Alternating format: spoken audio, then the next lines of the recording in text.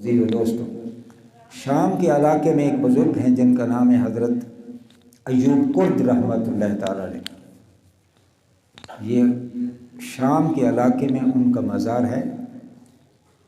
खैर किस्सा तो बहुत लंबा है लेकिन मुख्तसर, ये बहुत बड़े डाकू थे, चोर थे।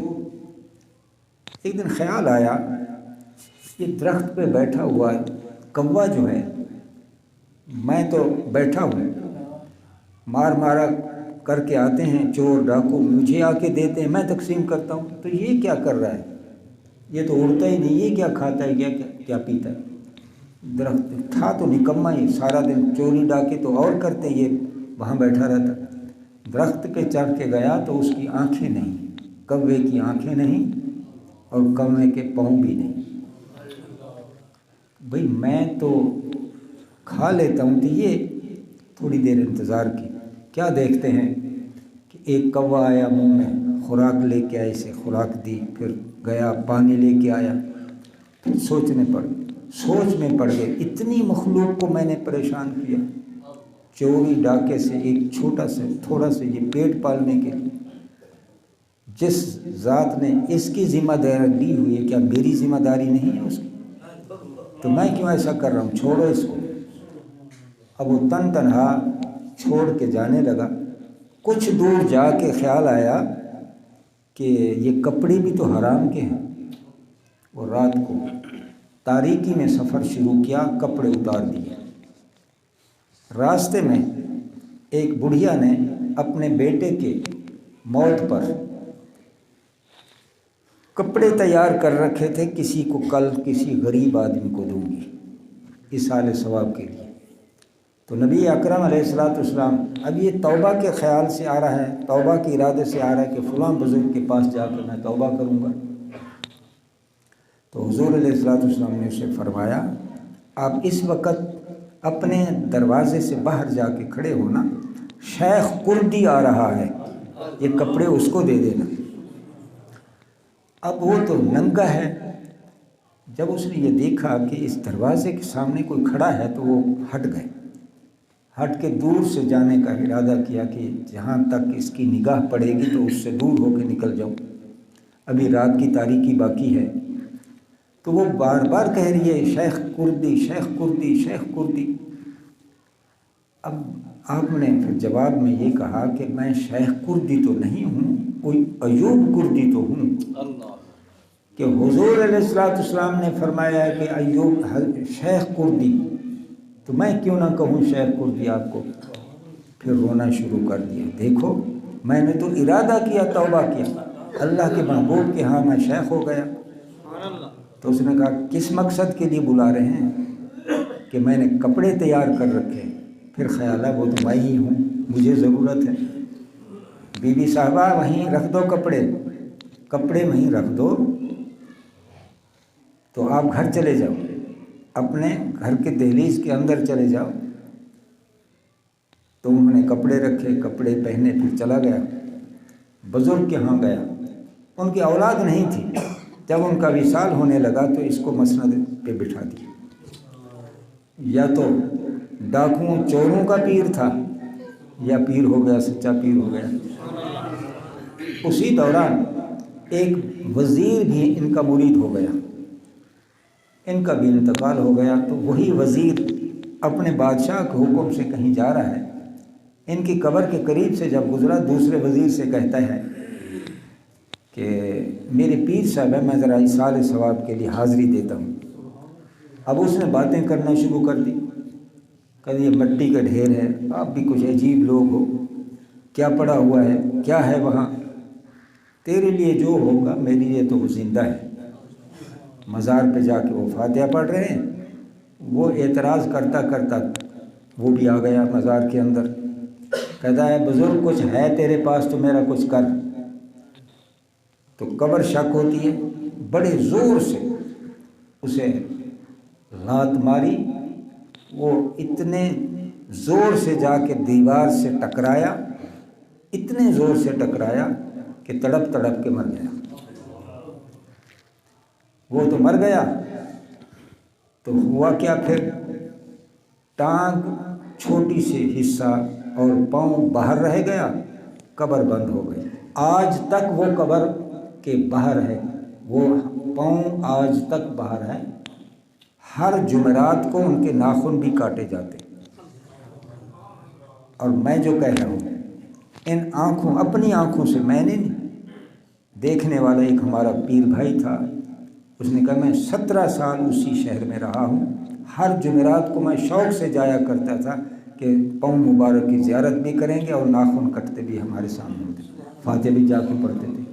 تو وہ اللہ کے محبوب کا فرمان سچا ہوا کہ اللہ کے ولی جو ہیں ان کو موت نہیں آتی، ان کا انتقال ہوتا ہے، ان کی قبر نہیں ہوتی بلکہ باغ بہشت کا ٹکڑا ہوتا ہے۔ تو عزیز و دوستو، اب یہ بھی میں بتاتا چلا جاؤں کہ ولی کی نشانی کیا ہے، ولی کس کو کہتے ہیں۔ موٹی موٹی بات آپ کے ذہن میں آ جائے، ولی وہی ہو سکتا ہے جو اللہ کے محبوب کا تابعدار ہو، اس کے اندر شریعت پاک کی پوری استقامت ہو، بھلے اس سے کوئی کرامت ظاہر ہو نہ ہو، کرامت کوئی ضروری نہیں، کوئی دلیل ولایت نہیں ہوتی، نبی کریم علیہ الصلوۃ والسلام کی شریعت پہ عمل کرتا ہے اور صاحب سلسلہ ہو۔ سلسلہ کا مطلب ہے زنجیر، کڑی سے کڑی ملتی ہو حضور علیہ الصلوۃ والسلام سے، کسی صاحب نسبت سے اس کا تعلق ہو اور کسی سلسلے سے ہو۔ اب ہمارے پاک و ہند کے اندر جو متعارف ہیں سلسلے وہ 4 ہیں، چشتیہ، قادریہ، سہروردیہ، نقشبندیہ، اور بھی ہیں دوسرے ملکوں میں اور بھی ہیں، لیکن ہمارے ہاں زیادہ تر یہ 4 سلسلے چلتے ہیں۔ تو عزیز و دوستو، کہ یہ تو وہ ہوا کہ وہ زندہ ہیں، تو اللہ والوں کے ساتھ نسبت قائم کرنے کا فائدہ کیا ہے؟ فائدہ کیا ہے؟ اب یہ ایک رواج ہو گیا ہے کہ کیا ضرورت ہے کسی کی بیعت ہونے کی، کیا ضرورت ہے؟ بہت زیادہ ضرورت ہے۔ نبی کریم علیہ الصلوۃ والسلام کی ذات مبارکہ کی ایک دعا ہوا کرتی تھی، اللہم اسألک ایمانا لیس بعدہ کفر، اے اللہ مجھے وہ ایمان عطا کرو جس کے بعد کفر نہیں۔ اس کا مطلب یہ کہ وہ ایمان بھی ہے جس کے بعد کفر ہے۔ اب حضرت مجدد منور، مجدد الفسانی، احمد فاروقی سرہندی رحمۃ اللہ تعالی نے فرمایا ایمان کی 2 قسمیں ہیں، ایک کو کہتے ہیں صورت ایمان، ایک کو کہتے ہیں حقیقت ایمان۔ اب صورت ایمان ہر ایک کو حاصل ہے جس نے کلمہ پڑھا، اس کے پیچھے پیچھے کلمے کے ساتھ ساتھ وہ روزے بھی رکھتا ہے، نمازیں بھی پڑھتا ہے، حج بھی، تمام تر نیکیاں کر گزرتا ہے، باقاعدگی سے کرتا ہے، اسے ایمان صورت ایمان حاصل ہے۔ تو حقیقت ایمان اس کے پاس ہوتی ہے جو صاحب نسبت ہوتا ہے، جو کسی کا مرید ہے، کامل بزرگ کا جو مرید ہے اسے ایمان حقیقی مل جاتا ہے۔ اب صورت ایمان اور حقیقت ایمان میں فرق کیا ہے؟ فرق یہ ہے کہ جس کے پاس صورت ایمان ہے، اللہ نہ کرے کسی زندگی کے موڑ پر اس کا ایمان شیطان چھین سکتا ہے، لیکن جس کے پاس حقیقت ایمان ہوگی، شیطان ساری دنیا کے اندر اپنی پھیلائی ہوئی طاقت کو بلا لے، ایک آدمی کا ایمان نہیں چھین سکتا۔ اس لیے یہ ضروری ہے کہ کسی نسبت والے سے، کسی سے نسبت جڑ جائے۔ تو عزیز دوستو، باقی ان کے پاس جانے سے کیا ہوگا؟ شیخ عبد القادر جیلانی محبوب سبحانی قطب ربانی رضی اللہ تعالیٰ عنہ فرماتے ہیں، یا مرید الباطن علیک بالدواء، اے باطن کا مریض آپ پر واجب اور فرض ہے کہ اس کا علاج کرو۔ حاضر دواء لا یکون الا عند الصالحین، فرمایا یہ دوا آپ کو کہیں نہیں ملے گی، اگر ملے گی تو کسی ولی اللہ کے پاس ملے گی، صالح کے پاس ملے گی، اللہ کے بندے کے پاس ملے گی۔ خضوع ہو، اسے لو، واستعمل ہو، اسے استعمال کرو، تفتح عیناک، پھر کیا ہوگا؟ آپ کی دل کی آنکھیں کھل جائیں گی۔ وہ کچھ بتائیں گے آپ کو، کوئی علاج بتائیں گے۔ اب یہاں تھوڑی دیر کے لیے سوچتے ہیں کہ بدن بیمار ہو جائے تو اس کا علاج سنت، دل بیمار ہو گیا، روح بیمار ہو گئی، اب اس کا علاج واجب کیوں فرمایا گیا؟ دل بیمار ہو، بدن بیمار ہو گیا تو اس کا نقصان کیا ہوگا؟ اس کا نقصان یہ ہوگا کہ ہماری دنیا کی زندگی تھوڑی سی بے چینی سے گزرے گی، بیماری میں گزرے گی۔ اگر دل بیمار ہو گیا، دل بیمار ہو گیا تو اس سے کیا ہوگا؟ ہمارے ایمان کا خطرہ ہے، آخرت متاثر ہو جائے گی، کیونکہ نبی کریم علیہ السلام نے فرمایا کہ جس کا دل ٹھیک ہے اس کے سارے معاملے ٹھیک ہو گئے۔ الا ان فی الجسد مضغۃ اذا صلحت صلح الجسد کلہ واذا فسدت فسد الجسد کلہ۔ الا فرمایا انسان کے جسم کے اندر ایک لوتھڑا ہے گوشت کا، اگر وہ ٹھیک ہو جائے تو سارا جسم ٹھیک ہو گیا، اگر وہ خراب ہو جائے تو سارا جسم خراب ہو گیا۔ فرمایا وہ کیا ہے؟ وہ ہے دل۔ اب اللہ والوں کے پاس جاؤ گے تو وہ روح کا علاج، دل کا علاج کریں گے، تو علاج میں دوائی کیا بتائیں گے؟ تو دوائی یہ ہوگی، حضور علیہ السلام نے فرمایا لکل شیء ثقالۃ و ثقالۃ القلوب ذکر اللہ۔ فرمایا ہر چیز کو ٹھیک کرنے کے لیے کوئی نہ کوئی آلہ ہے، دل کو ٹھیک کرنے کے لیے اللہ کا ذکر ہے۔ اللہ والے آپ کو اللہ کا ذکر بتائیں گے، اللہ کا ذکر بتائیں گے۔ ذکر کون سا بتائیں گے؟ جو جس سے دل ٹھیک ہو، باطن ٹھیک ہو، وہ ذکر بھی پھر دل کا ہی ہوگا، وہ ذکر بھی دل کا ہی ہوگا، وہ بتائیں گے آپ کو، پھر آپ کی آنکھیں کھلیں گی۔ شیخ حضرت ہمارے علاقے کے مشہور و معروف صوفی بزرگ اسی طرف اشارہ کرتے ہوئے فرماتے ہیں جو کوئی دل تو دھیان رکھے سی سارے گجھڑے راز روپے سی، اس میں نیت کل اٹھ ویسی بھج پوسن سب بولے۔ یہ ترجمہ ہو رہا ہے کس بات کا؟ کس حدیث پاک کا؟ اتقوا من فراست المؤمن فإنه ينظر بنور اللہ۔ مومن کی فراست سے ڈرو، وہ اللہ کے نور سے دیکھتا ہے۔ جب آپ دل سے اللہ کا ذکر کریں گے، اس کے اندر ایک نور پیدا ہو جائے گا۔ نور جو پیدا ہوگا اس کا کہاں کہاں فائدہ ہوگا؟ ایک تو تیرے دل کی آنکھیں کھل جائیں گی، تو آخرت کو بھی دیکھے گا، یہ گھاٹا نفع آپ کے سامنے آ جائے گا، جو کچھ پوشیدہ ہے وہ بھی آپ کے سامنے آ جائے گا، تو پھر وہ فائدہ جو ہے آخرت میں کہاں ہوگا؟ حضور علیہ السلام فرماتے ہیں 50,000 سال کا سفر ہے، اس کے نیچے جہنم ہے۔ جس نے دل سے اللہ کا ذکر کیا، اس کے اندر نور پیدا ہو گیا، جب یہ قدم رکھے گا تو جہنم زور سے پکار کے کہے گی جلس یا مومن اطفئ نورک کا ناری، جلس یا مومن اطفئ نورک کا لہبی۔ مومن جلدی سے نکل جا، تیرے سینے کا نور، تیرے دل کا نور میری آگ کو بجھا رہا ہے۔ اگر تو آہستہ سے چلے گا میں تو بجھ جاؤں گی، میں تو مجرم لوگوں کا کچھ بھی نہیں بگاڑ سکتی۔ تو حضور علیہ السلام فرماتے ہیں آنکھ جھپکنے سے پہلے 50,000 سال کا سفر طے کر کے بہشت میں پہنچے۔ اب وہ علاج کیا ہے؟ یہ شب و روز آپ سے گزارش کی جاتی ہے، وہ علاج یہی ہے، اپنے دل کو اللہ کے ذکر میں مصروف رکھو۔ پھر کیا ہوگا؟ آپ مضبوط کلے کے اندر بند ہو جائیں گے۔ جیسے مضبوط کلے میں کوئی ہو تو دشمن اس کا کچھ بھی نہیں بگاڑ سکتا۔ حضور علیہ السلام فرمایا جو اللہ کا ذکر کرتا ہے وہ بھی اسی طرح سمجھے کہ مضبوط کلے کے اندر بند ہو گیا، اب اس کا شیطان کچھ بھی نہیں بگاڑ سکتا۔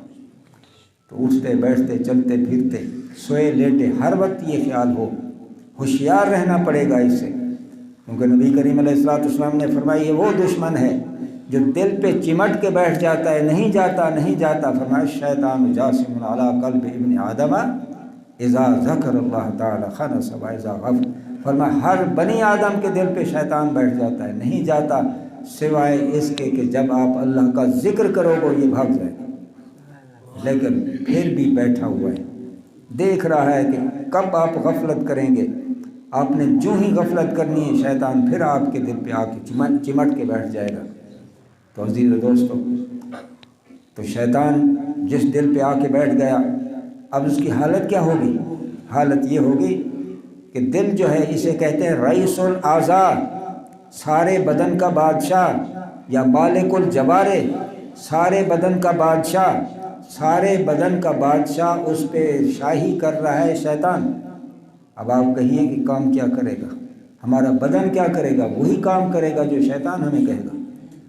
لیکن حضور علیہ السلام فرمائے اس کی شاہی کو ختم کر کے اللہ کے نام مبارک کو اس پر شاہی کرنے دو دل پہ۔ جب اللہ کے نام مبارک کی شاہی ہوگی تو آپ بتائیں کہ کیا کریں گے؟ ہم وہی کریں گے جو اللہ اور اس کے محبوب علیہ السلام کا فرمان ہوگا۔ بس آپ اپنے معمولات کو یوں ڈھالیے، ایک تو پابندی کریں خود بھی اور اپنے بچوں کو بھی پابند کریں نماز کے لیے، 5 وقت نماز پڑھیں۔ کس لیے؟ ہم نہیں سمجھتے اس کی اہمیت کو۔ اگر ہمارے ذہن میں تھوڑی سی بات بھی آ جاتی کہ اس کی کیا اہمیت ہے، اس سے بڑھ کر میں کیا کہوں۔ نبی کریم علیہ السلام کے دنیا کی زندگی کے آخری 3 سانس فرمایا صلات، پہلا سانس نماز، قیامت تک کا پیغام نماز۔ کوئی اہمیت تو تھی، اس وقت بھی نماز کا حکم ہو رہا ہے۔ دوسرا فرمایا ما ملکت ایمانکم، اپنے ماتحتوں کا خیال کرنا۔ وہ حقوق العباد کی بات ہو گئی، حقوق اللہ کی بات ہو گئی، یہ حقوق العباد کی بات ہو گئی۔ آگے فرمایا اللہم بالرفیق اعلیٰ، اب مجھے اپنے ساتھ ملا دی۔ تو عزیزو دوستو، اگر نہیں آئی سمجھ، اس نماز کو دنیا کی بہشت کہتے ہیں۔ پوری توجہ کے ساتھ میری بات کو سنیں گے۔ نماز کو کیا کہتے ہیں؟ دنیا کی بہشت۔ جس بہشت کے متعلق سنتے ہو وہ ہے آخرت کی بہشت، یہ ہے دنیا کی بہشت۔ یہ دراصل ہمیں آزمانے کے لیے اللہ نے عطا کی ہے کہ کون ہے جو بہشتی ہے۔ دنیا کے اندر پرکھا جا رہا ہے، ہمیں نماز کے حوالے سے ہمیں پرکھا جا رہا ہے کہ کون ہے بہشتی۔ جس شخص نے دنیا میں رہ کر دنیا کے بہشت کو قبول کیا، یہ وہی ہے کہ وہ بہشت اسی کو قبول کرے گی۔ جس نے دنیا میں رہ کر اس بہشت کو قبول نہ کیا، وہ جو آخرت والی بہشت ہے وہ اسے قبول نہیں کرے گی۔ اگر میری بات سمجھ نہیں آئی تو اللہ کا قرآن گواہ ہے، فی جنات یتساءلون عن المجرمین ما سلککم فی سقر قالوا لم نک من المصلین۔ بہشت اور دوزخ کے دروازے اٹھ جائیں گے، بہشتی ایک دوسرے سے کہیں گے وہ دیکھو فلاں کھڑا، وہ فلاں، وہ فلاں فلاں۔ پھر پوچھیں گے کیا چیز آپ کو جہنم میں لے کے آئی؟ ان کا سب سے پہلا جو جواب ہوگا ہم نماز نہیں پڑھتے تھے۔ کیا مطلب؟ دنیا میں رہ کر ہم نے دنیا کی بہشت کو قبول نہیں کیا، اس لیے ہمیں اس بہشت نے قبول نہیں کیا۔ نبی کریم علیہ السلام فرماتے ہیں کچھ خوش نصیب ایسے بھی ہوں گے، قبروں سے اٹھیں گے وہ بہشت میں چلے جائیں گے، وہاں کے رضوان اکٹھے ہو جائیں گے، پوچھیں گے آپ آ گئے؟ ہاں جی آ گئے۔ آپ نے پل صراط سے گزر کے آئے؟ آپ نہیں، پتہ نہیں۔ میزان سے ہو کے آئے؟ نہیں پتہ۔ حشر کی گرمی کو دیکھا؟ نہیں پتہ۔ پھر وہ پوچھیں گے یہ بتاؤ آپ دنیا کے اندر کیا کرتے تھے؟ اب ان کا پہلا جواب کیا ہے؟ سب سے پہلا ان کا جواب یہ ہے ہمارا دل جو ہے وہ مسجد میں اٹکا رہا کرتا تھا۔ تو اس حد تک ہم نماز کے شوق میں تھے کہ کب بلاوا آئے گا آؤ ہمارا دیدار کرو۔ نماز تو دیدار کا نام ہے، نماز تو اللہ کے دیدار کا نام ہے۔ نماز جو ہے اللہ کے دیدار کے لیے ہے، وہی بہشت بھی اللہ کے دیدار کے لیے، یہ بہشت بھی اللہ کے دیدار کے لیے۔ دل اٹکا ہوا ہے کہ کب بلاوا آئے گا ہمارا دیدار کرو۔ اس بہشت کو ہم نے قبول کیا، اس لیے ہمیں اس بہشت نے جلدی سے قبول کر لی۔ نماز کی پابندی کریں، دل میں ہر وقت اللہ کے ذکر کا خیال رکھیں، اپنی زبان کو درود و سلام کے لیے وقف کر دیں، اور اپنے بدن کو حضور نبی کریم علیہ السلام کی اطاعت میں اور مخلوق خدا کی خدمت میں وقف کر دیں۔ یہ ہے ہماری زندگی کا لاہ عمل۔ انشاءاللہ پھر دنیا میں بھی کامیاب، قبر میں بھی کامیاب، حشر میں۔ مغرب کی نماز کے بعد ایک تسبیح پہلا کلمہ، سونے سے پہلے ایک تسبیح استغفار کی، کیونکہ نبی کریم علیہ السلام فرماتا ہے ہر بندے کو ہر روز 70 مرتبہ قبر یاد کرتی ہے، تو فرمایا میں بھی 70 مرتبہ استغفار پڑھتا ہوں، آپ بھی 70 مرتبہ استغفار پڑھا کرو۔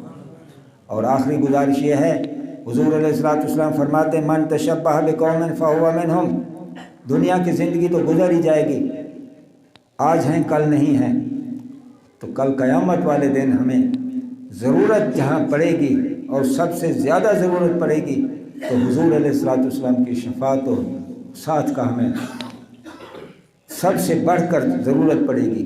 تو حضور علیہ الصلوۃ والسلام فرماتے وہ شخص میرے قریب نہیں آئے گا جو میری سنت کے مطابق نہیں زندگی چہرہ بنا کے آئے، اس لیے ہم اپنے چہروں کو نبی کریم علیہ الصلوۃ والسلام کی سنت سے سجا دیں۔ تھوڑی سے نیچے ایک مٹھی کا حکم ہے، زندگی تو آخر گزر ہی جائے گی، لیکن سب سے پہلے قبر میں بھی ملاقات حضور علیہ الصلوۃ والسلام سے۔ یہاں تو ہم چلو اس بات سے واقف نہیں ہیں، جبکہ حضور علیہ الصلوۃ والسلام کے ہر وقت ہم سامنے ہیں۔